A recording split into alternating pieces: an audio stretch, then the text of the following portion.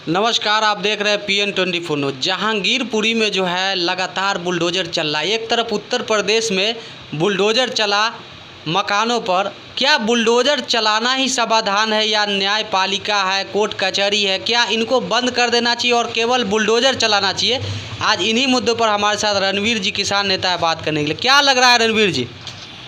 देखिए, जब से सरकार बनी है, ये विधानसभा के 4-5 राज्यों में चुनाव हुए हैं, तब से बुलडोज़र की स्पीड कुछ बढ़ी है और वो किधर है उसकी दिशा ये आपको शुरुआती दौर से उत्तर प्रदेश से पता लग जाएगा। एक गरीब ब्राह्मण परिवार था, सुल्तानपुर का रहने वाला था।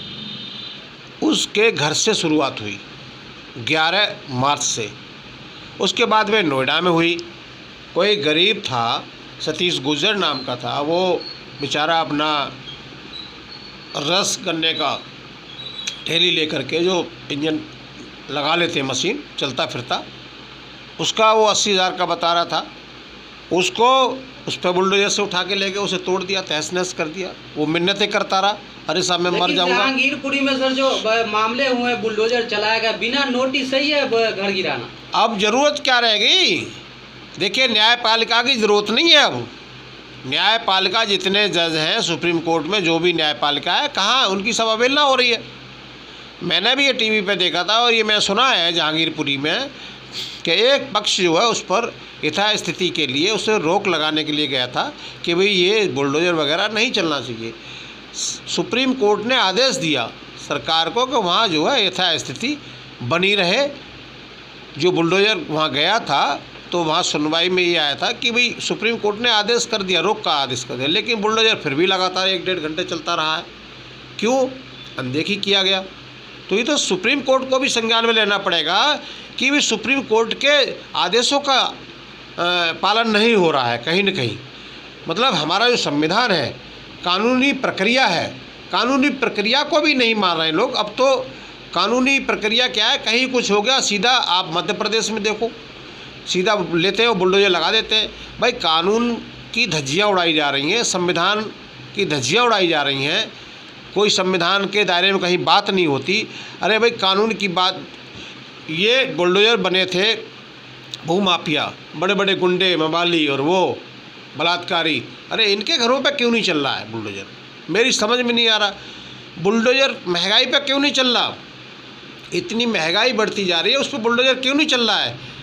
तिकोनिया कांड में उनके घर पर बुलडोज़र क्यों नहीं चल रहा है? जो हमारे 5 किसानों के हत्यारे थे, उनके मकानों पर कब बुलडोज़र चलेगा? भाषण जो देते हैं कब? मैं वही तो कह रहा हूँ, उन लोगों पर बुलडोज़र क्यों नहीं चल रहा है? लेकिन गरीब लोग ही इनको मिलते हैं। उनके रोटी और रोज़गार से खिलवाड़ जो सरकार करना चाहती है, ये किस तरफ देश को ले जाना चाहती है सरकार, आप समझ सकते हैं कि जो गरीब है जब बेरोज़गार होगा तो दहशत में ऐसा होगा, जैसे ये कहेंगे वैसे मानेगा वो। तो इनका मकसद ये है कि इस बार किसी भी, मैंने देखा है, किसी भी अमीर के घर पर, किसी भूमाफिया के वहाँ पर बुलडोज़र नहीं चला है। अवैध का वो बताते हैं कि अवैध जो मकान बने हुए थे, अवैध कार्यक्रम कितने, अवैध कब्जा था एमसीडी का। अगर एमसीडी उतने सालों से क्या करे थे जो वो मैं वही तो कह रहा हूँ कि अवैध का नाम लेकर के लोगों को, एक तो वहाँ एक गुप्ता है, गुप्ता की पान की दुकान है, और 1977 में बता रहा था कि मुझे DDA से अलॉट हुई थी। वो बेचारा पान से ही रोजी रोटी उसका परिवार चल रहा था, उसको तहस नहस कर दिया। वो पेपर दिखाता रहा, गुजारिश करता रहा, सबको दिखाता रहा, प्रशासन को, साहब मेरे पास पेपर है, पेपर देख लीजिए, मेरा कोई अवैध नहीं है, मेरा वैध है। तो ये इन्होंने वैध वालों मकानों को भी, दुकानों को भी नहीं बख्शा है। रणवीर जी, जब दो पक्षों में पथराव होता है तो गिरफ्तारी दोनों तरफ से होनी चाहिए ना, पूछताछ तो दोनों तरफ से होनी चाहिए। बिल्कुल होनी चाहिए। ये कहीं न कहीं सरकार की हताशा। अब देखिए, अब यहाँ से अब इलेक्शन का साल स्टार्ट होने वाला है, मुद्दे तो चाहिए सरकार को। दिल्ली एमसीडी चुनाव के लिए कैसा किया गया? भाई देखिए, मैं बताता रहा हूँ, चुनाव शायद इसी साल के अंत में है, आने वाला है चुनाव, एमसीडी का चुनाव। हाँ, एमसीडी का चुनाव आने वाला है।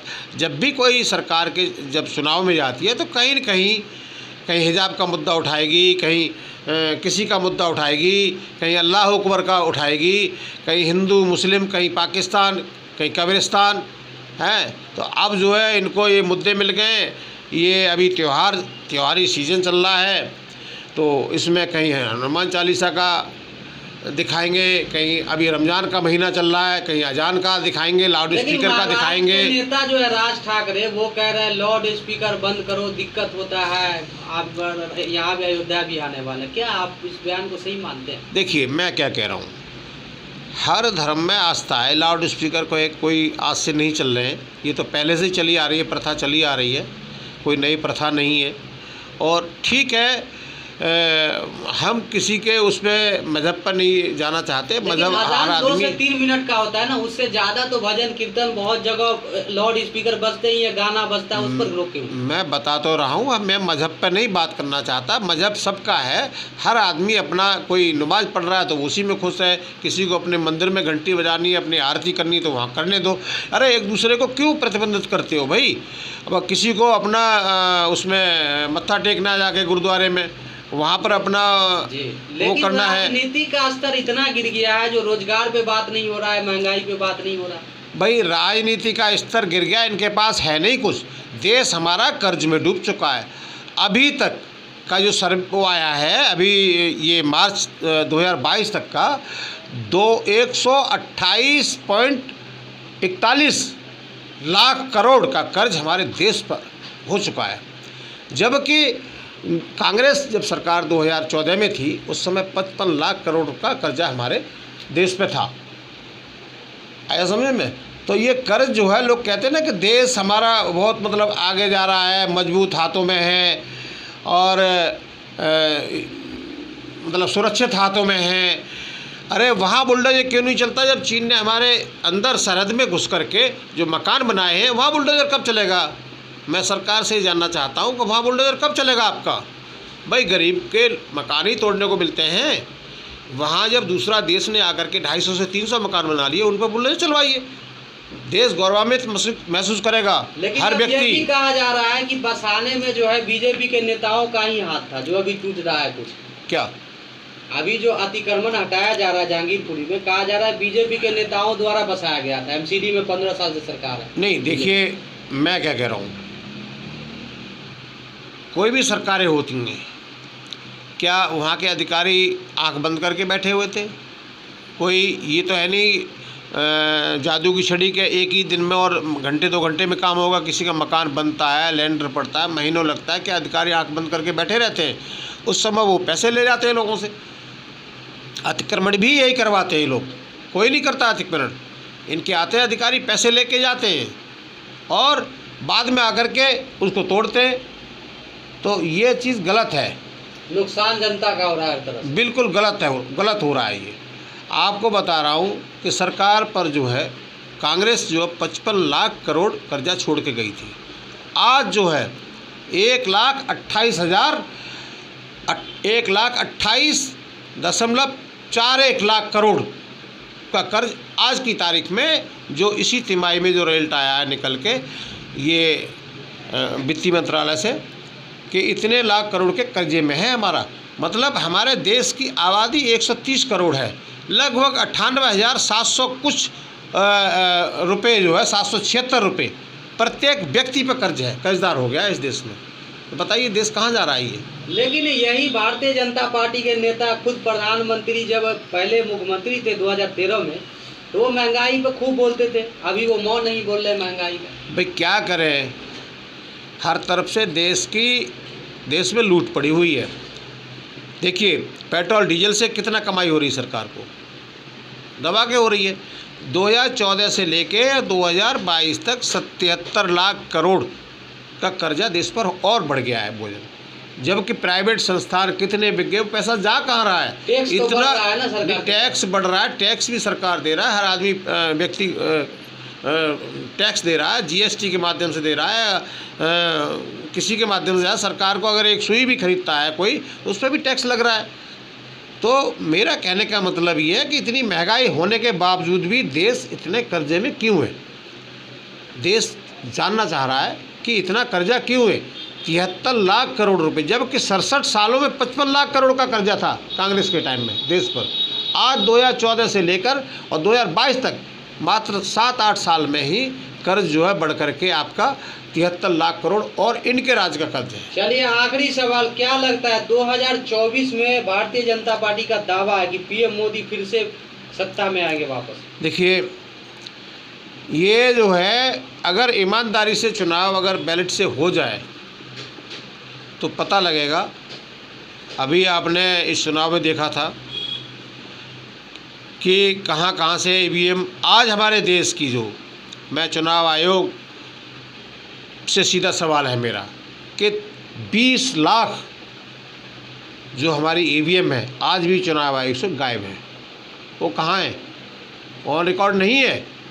20 लाख जो हमारी ईवीएम है वो आज गायब है चुनाव आयोग ईवीएम से। पर आप बोल रहे हैं, नेता क्यों नहीं बोलते? या अखिलेश, मायावती या राहुल गांधी नहीं बोलते ना? फिर उनकी रही होगी भाई, किसी न किसी की नेताओं की कमजोरी। हमें क्या, हमारे क्या कोई ईडी का छापा लगेगा? नेताओं की कमजोरी है लेकिन भुगतना जनता को पड़ता नहीं, ये आप मानते हैं? मैं जनता को भुगतना पड़ता है। जनता अब जो है, अब इस बार जो है सब देख रही है। देखो, सबको नज़र में आ रहा है कहाँ क्या हो रहा है, किसी से छुपा नहीं है। चुनाव किस ढंग से हुए हैं। अभी 2022 का जो चुनाव हुआ विधानसभा का, उत्तर प्रदेश का चुनाव देख लो, अभी एमएलसी के चुनाव में देख लो, पूरी गुंडागर्दी चरम सीमा पर रही है। क्या मानते हैं कि ईवीएम पर इन नेताओं को बोलना चाहिए, पार्टी वालों को? मैं तो कह रहा हूँ सबको घर से निकलना चाहिए। घर से निकलो, नहीं तो राजनीति से संन्यास लो, अपने अपने घर बैठ जाओ। किसान संभाल लेगा देश को। किसान कमज़ोर नहीं है, किसान संभालेगा। समस्या किसान ही उठा रहा है। आज नेता तो सब अपने बच के सब अपने अपने घरों में बैठे हुए हैं। आज जो देश की समस्याएं हैं, हमारे टिकैत साहब हैं, चाहे वो मजदूर की समस्या है, चाहे किसान की समस्या है, चाहे रोज़गार की समस्या है, चाहे छात्रों की समस्या है, सभी मुद्दों को लेकर के वो उठा रहे हैं। इस चीज़ को जागरूक कर रहे हैं लोगों को कि भाई जागिए, अपने आपको पहचानिए, देखिए आपके साथ हो क्या रहा है। भाई किसान तो देखिए अग्रिम भूमिका में रहा है। और हमारा संगठन, विशेष करके हमारा संगठन इतना छोटा संगठन नहीं है। 28 देशों में हमारा संगठन है। पूरे भारतवर्ष में तो फैला हुआ ही है भारतीय किसान यूनियन, जिसका नेतृत्व हमारे माननीय नरेश टिकैत जो राष्ट्रीय अध्यक्ष हैं, राष्ट्रीय प्रवक्ता हमारे चौधरी राकेश टिकैत जी हैं, और लगे हुए हैं हम लोग। हमारे साथ रणवीर यादव थे। इनका कहना है कि ईवीएम पर जो है बड़े नेता जो पार्टी वाले हैं, जैसे सोनिया गांधी है, मायावती है, अखिलेश यादव, इनको आवाज़ उठाना चाहिए। आप देख रहे थे PN24 न्यूज़। नमस्कार।